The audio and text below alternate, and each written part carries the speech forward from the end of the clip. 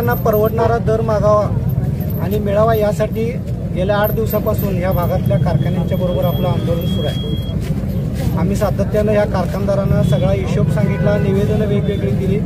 आंदोलन न होता तुम्ही शेतकऱ्यांना दर द्या म्हणून सांगितलं तरी कारखानदारांनी ते काय आमचं ऐकलेलं नाही। शेवटी शेतकऱ्यांचा ऊस हे लोक लुटून न्यायला लागलेत आणि म्हणून आम्ही शेतकऱ्यांना यांचा कुठलाही पाठिंबा नसताना आपल्या बगलबच्च्यांच्या मार्फत हे जबरदस्तीनं ऊस न्यायला लागले म्हणताना आम्ही आज ऊस अडवलेला आहे आणि यांच्या लोकांनी मुद्दामून खोटाकून नाताने आमच्यावर घातलेला आहे, त्याची काही अडचण नाही। पण आता जे त्यांच्या सकाळी 200 कार्यकर्ते म्हणजे कामगार कारखान्याचे गावगुंड आणून त्यांनी पहिला आम्हाला मारलं।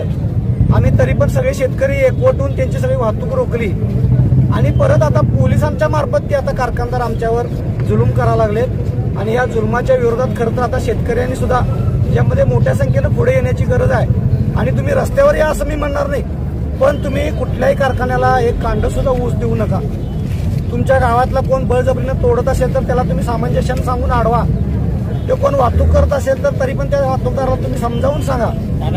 आणि यातून पण काय झालं यातून पण काय झालं तर तुम्ही कुठल्याही परिस्थितीमध्ये शेतकऱ्यांनी ऊसाच्या तोडी स्वीकारू नयेत आणि हे आंदोलन शेतकऱ्यांनी स्वतः हातात घेण्याची गरज आहे। कारण एकीकडे कारखानदारांची गुंडशाही आणि पोलिसांच्या मार्फत आणि दडपशाही अशा पद्धतीनं शेतकऱ्यांचा सगळा ऊस हा फुकटात नेण्याचा हा त्या कारखानदारांचा डाव आहे आणि हा डाव ओळखून शेतकऱ्यांनी यांना ऊसाचं कांड जर नाही दिलं तर हे कारखाने काही सुद्धा करू शकणार नाही। धिक्कार असो, धिक्कार असो, धिक्कार असो, धिक्कार असो। काय केले आम्ही पण या देशाचे नागरिक आहे, आमचं पण ऐका। ते बघा त्या तिने मला ढकलून देऊन पाडले आता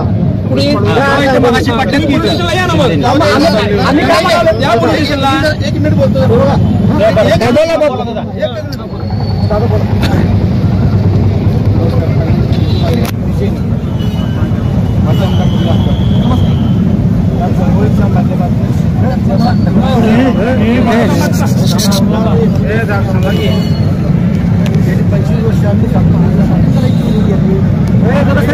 शांत बस की 25 वर्षे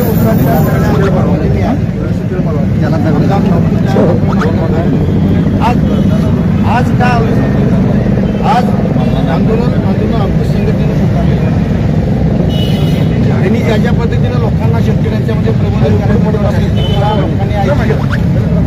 लोकांनी पुणे घेतलेले वरिष्ठ अधिकारी आहेत।